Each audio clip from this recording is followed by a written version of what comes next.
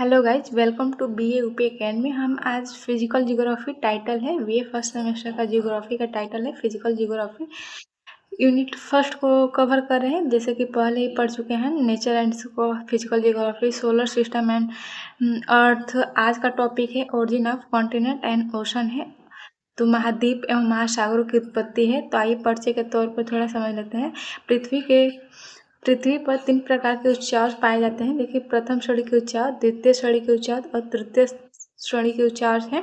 तो प्रथम श्रेणी के उच्चार में महाद्वीप और महासागर है, द्वितीय श्रेणी के उच्चार में पर्वत पठार मैदान झील है और तृतीय श्रेणी के उच्चार में जल पौने हैं। तो आइए परिचय के रूप में थोड़ा समझते हैं। तो महाद्वीप और महासागरों की उत्पत्ति भूगोल का एक महत्वपूर्ण विषय है। पृथ्वी के निर्माण के बाद करोड़ों वर्षों के आंतरिक एवं बाहरी भूवैज्ञानिक प्रक्रियाओं के कारण वर्तमान में महाद्वीप और महासागरों का विकास हुआ है। तो समझते हैं कि महाद्वीपीय विस्थापन सिद्धांत जो अल्फ्रेड वेगनर ने दिया है, जो आपके पेपर के लिए इम्पोर्टेंट है। तो पहले महाद्वीप और महासागर के बारे में समझ लेते हैं थोड़ा सा। तो जैसे कि पृथ्वी के कुल क्षेत्रफल लगभग 29% भाग पर स्थल यानी महाद्वीप है और 71% भाग पर जल यानी महासागर से ढका हुआ है पृथ्वी।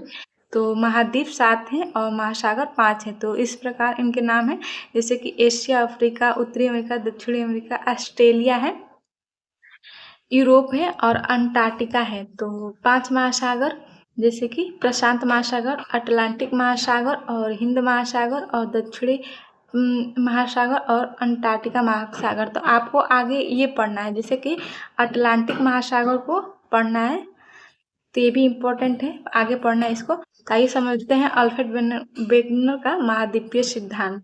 तो जैसे अल्फ्रेड वेगनर एक जर्मन के जलवायु विज्ञान वेत्ता थे। सन 1912 में एक सिद्धांत प्रस्तुत किया जिसे हम महाद्वीपीय प्रवाह सिद्धांत कहते हैं।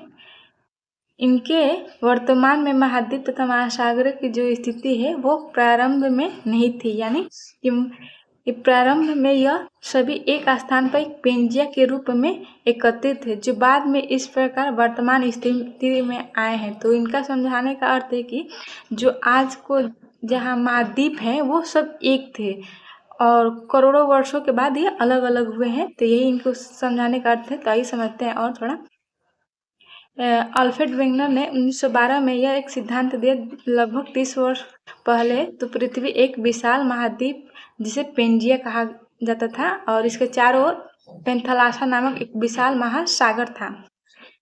आइए समझते हैं फिगर के माध्यम से, जिससे कि अल्फ्रेड वेगनर समझाना चाहते हैं आपको कि यह पेंजिया है जो एकत्रित था और ये जल वाला भाग पेंथलासा है। तो यही कुछ वर्षों के बाद यह इस प्रकार होता है। तो पेंजिया 2 भागों में टूट जाता है, लॉरेशिया और गोंडवाना लैंड। लॉरेशिया को अंगारा लैंड भी कहते हैं और कुछ फिर 100 मिलियन बार ऐसे हुआ जैसे कि टूटता गया धीरे धीरे धीरे। और प्रेजेंट टाइम में जो वास्तव में समझाना चाहते थे ये है। तो आइए समझते हैं। पेंथलासा नामक एक महासागर था, मैंने फिगर में ही समझाया ही है। बाद में पेंजिया 2 भागों में विभाजित हो गया, लॉरेशिया और गोंडवाना लैंड। लॉरेशिया मतलब उत्तरी भाग और गोंडवाना लैंड मतलब दक्षिण भाग, यानी भारत ऑस्ट्रेलिया वाला भाग है। तो दोनों के बीच एक 33 सागर था। तो कहने का अर्थ है कि जैसे ही टूटा ये वाला 33 सागर कहा गया। यह मैंने हाथ से बनाया है, फिगर को देख लीजिएगा।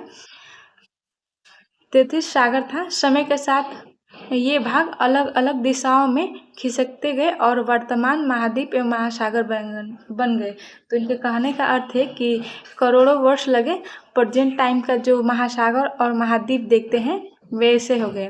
तो आइए समझते हैं उनके कुछ इस सिद्धांत के पक्ष में कुछ तत्व, मैंने सिद्धांत को प्रमाणित करने के लिए कुछ दिए थे और उनकी आलोचनाओं के बारे में समझ लेते हैं। जैसे कि उनका तट रेखाओं में समानता, यानी दक्षिण अमेरिका का पूर्वी तट और अफ्रीका का पश्चिमी तट एक दूसरे एक इस तरह बिल्कुल फिट बैठते हैं, यानी फिगर के माध्यम से आप समझ लीजिएगा। जैसे कि दक्षिणी अमेरिका और अफ्रीका का जो भाग है वो फिट बैठता है, आप बैठाएंगे तो। जैसे जीवाश्मों का समानता में मेरोसाurus एक जलीय जीव है जिसका जीवाश्म हमें उत्तरी अमेरिका के ब्राज़ील और दक्षिण अफ्रीका में मिलता है। तो यही इनके प्रमाण के रूप में अल्फ्रेड वेगनर ने दिया था और इनकी आलोचनाएं